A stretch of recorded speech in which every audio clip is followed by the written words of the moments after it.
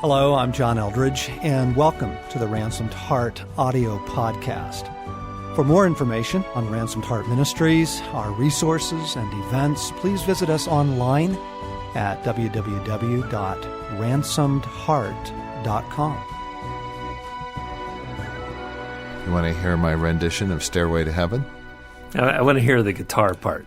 So, Ooh, I don't have a guitar, but there's a broomstick. I could do air guitar. yeah. Well, this needs to be a video podcast in that case, so. Yeah. Well, welcome. You've caught us chattering away as we do in the summer. And, oh my gosh, it's already July. And I want to welcome you to the Ransomed Heart podcast. This is Craig McConnell. My guest today is our very own Dr. Brad Beck. Brad and I are going to chit-chat about his year because it's been, how would you describe this last year, Brad? It's been intense, been very full. It's been overwhelming at times, in joy and in sorrow. Mm-hmm. So, yes. Yeah, give our listeners an overview of this year. Well, just a little over a year ago, Chris, my son, finished high school. He graduated, and within 4 weeks, my daughter got married to Drew. And that was here in Colorado. She lives in California. And so in between that, our house was invaded, and somebody walked off with about $2,500 worth of our electronics, couple computers, was actually probably caught or interrupted by Chris coming in a back door, and he dropped a bunch of jewelry apparently he had picked up, and he was heading out the door with more stuff and not caught. So police reports, all that stuff. Then right after the wedding was awesome, but so much fun, so much life, so great for our family, for Brianne and Drew. And then Waldo Canyon fire started really the day of the wedding, but then it blew over the hill in front of the outpost 3 days later, and we were evacuated from this building where we're at right now, and you were evacuated. You and John were evacuated. Morgan was evacuated from their homes, and you and Lori and the Eldridges moved out to our house out in Black Forest because that was the safe place at that particular time. And so went through that, and then that settled down, and then Chris left for college, providing an empty nest for Lisa and I, which we were only partly prepared for. And I think I may have talked about that in another podcast or two. And then, oh boy, looking into busy year here, we had a lot of travel with boot camp in Mount Hermon, going to South Africa, and then I'm at my desk a couple weeks ago, and a fireman friend calls me. He's a friend who was a former fireman. He calls me and he says, there's a really bad fire in Black Forest, and if I were you, I would go home and evacuate immediately. And I know him. I know his tone of voice. I spent a few seconds looking online. There was nothing about this yet. Mm-hmm. So I took off from here, started driving home, see this huge black plume of smoke in the direction of my house. It took me 20, 30 minutes to get home through the traffic, call Lisa. She starts calling neighbors. We get home, my son's home, and then we're in this mode where we're packing up. We're clearly in the way. We can see plumes of smoke coming towards us. And so we pack up our house as much as we can with our cars and then start ferrying our cars away because we knew we weren't going to be allowed to stay, nor we had any intent to really stay. So, wow, it has been a really good year, but also a very intense year in many respects. Brad, Chris graduates from high school. Bree gets married. Your house is burglarized. Fire, the worst fire in Colorado history, burns through, closes down the outpost, and you're now hosting the Eldridges, which are always difficult to live with. And then the McConnells, who lighten things Up notably. considerably, yes. Especially when they bring part of their liquor cabinet with them. Whoa! Hey. Hey! You got to save. You got to save what you can. Chris goes off to Texas A&M. You have a empty nest. We have this huge South Africa boot camp, and then you're evacuated from a fire. What does a year like that do to your heart? I mean, you've survived it, but what is the overall impact of just one of those years that stands out as being a flood of disruptive, uncontrolled, or maybe not uncontrolled, but big events? Well, one of the effects is exhaustion, and not so much a feeling of what's next. I have not sensed that, or I've not been kind of worried about that. But there is a sense that you want all this to slow down a bit, not come so regularly or so fast. But, with that, there's a sense of settledness about where we're going. Lisa and I, our hearts are good towards each other, towards God.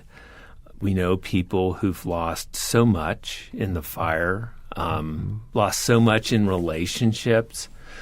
And I will throw into this, my mother, in the 2 months before this fire, was placed in a nursing home, unable to take care of herself. She was trying to take care of herself for 88 years and finally couldn't do that anymore, so she gets placed into a nursing home, and then my brothers and I are dealing with that, and that's long distance, and so that's kind of just like another kind of huge life event, kind of teetering. And for a while, I was wondering, am I just at an age, late 50s, where just life events, are they going to keep coming like this?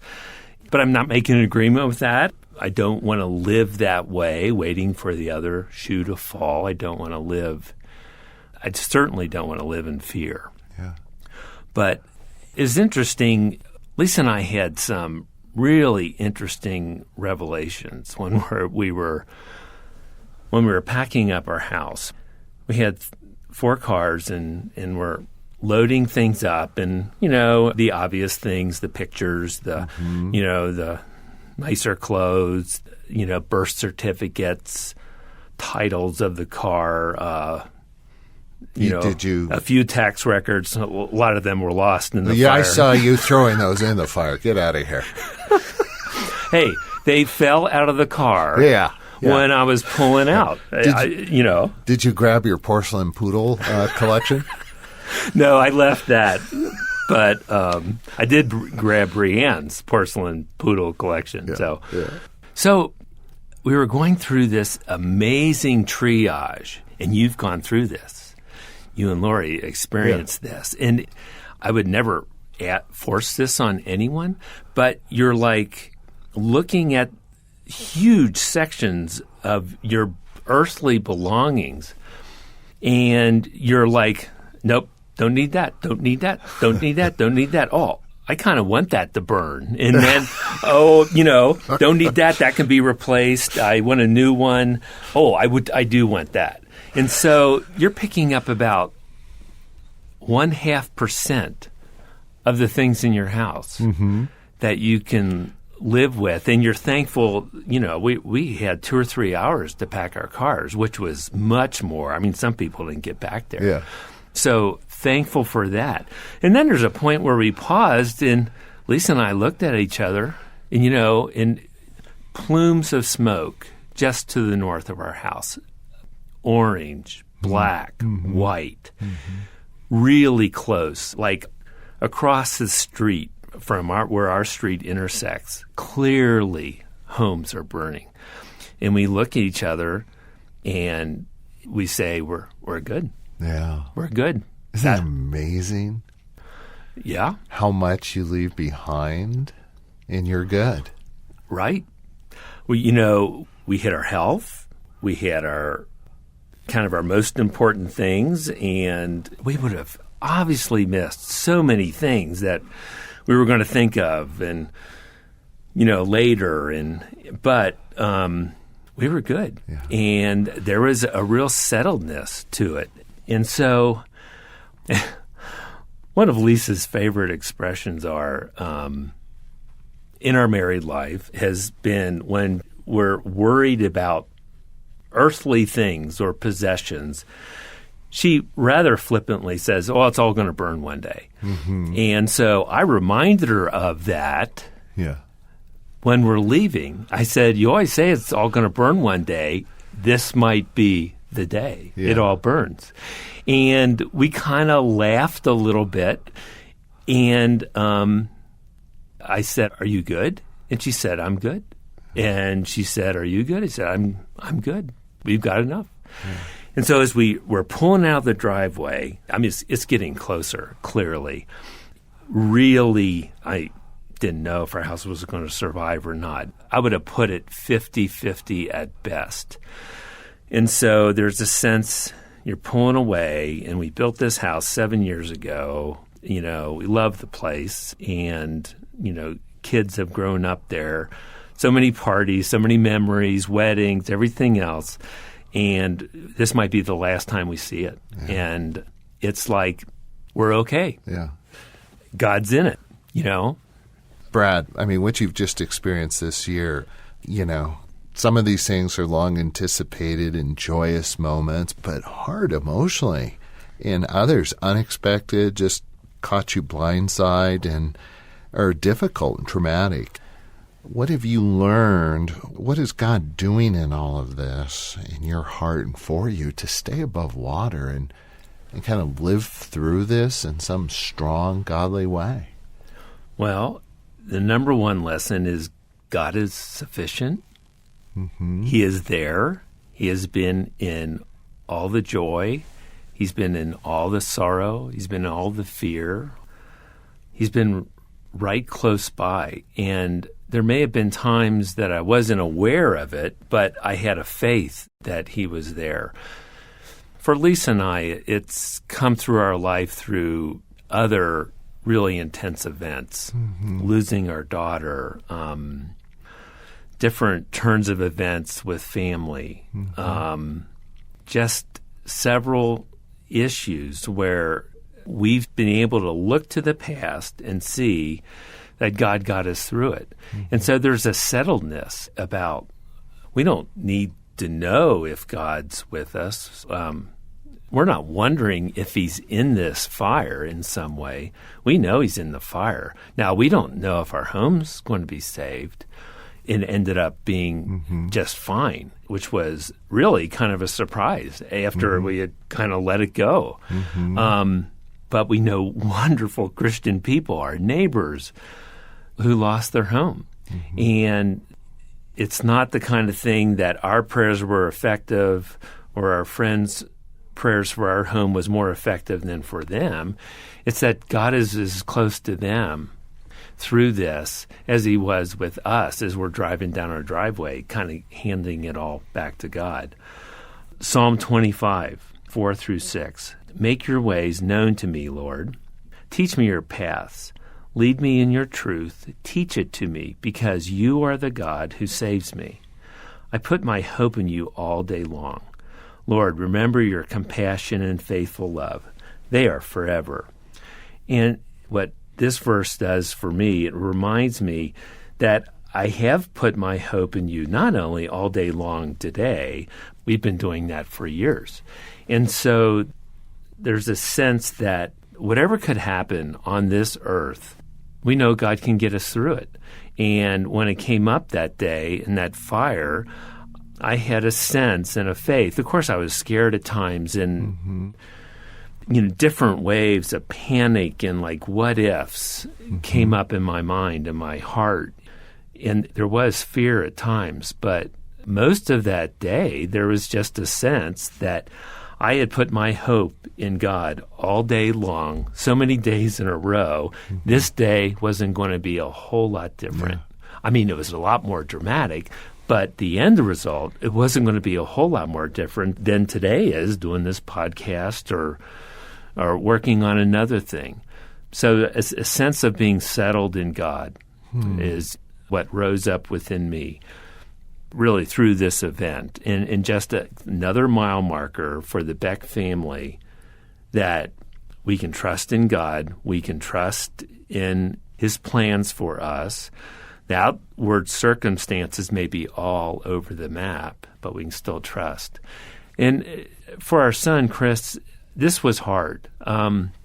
He's 20 years old and he's in college, and he was seeing his home, very possibly burn. And so there was a sense that Lisa and I really needed to be there for him, to be able to show him some of the things that we've learned about being settled in God. For him to experience and see up close a life that can handle the turmoil and disruption, the settledness. Yeah. That was interesting. That surprised us a bit.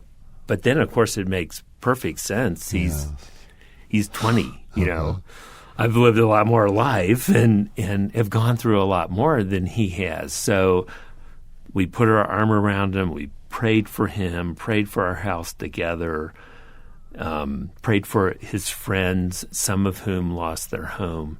And then he actually reached out to a friend who had lost his home like the next night, just to encourage him and support him and offer some sort of friendship and love at that time. And so he got better with it, but boy, there was a time he was pretty upset. Like I said, understandably so. Yeah. Brad, that's such a good word and a good picture of being settled in God, and that settledness in your life is really the result of a lot of years of walking with God together, you and Lisa, and having gone through a whole lot in life that God has used to train, equip, and make himself known to you. And just, do you find yourself listening to Brad like I did, just longing and some part of me affirming the presence of that settledness with God? And it's available. He has it for us to be settled in Him despite the circumstances. We hope this podcast has been an encouraging conversation with Dr. Brad Beck, and we hope you'll join us next week. Certainly swing by ransomedheart.com and take a look at all the resources we have to encourage your walk with God, relationships with others, and how to live free, be alive, and fully engaged with a full heart.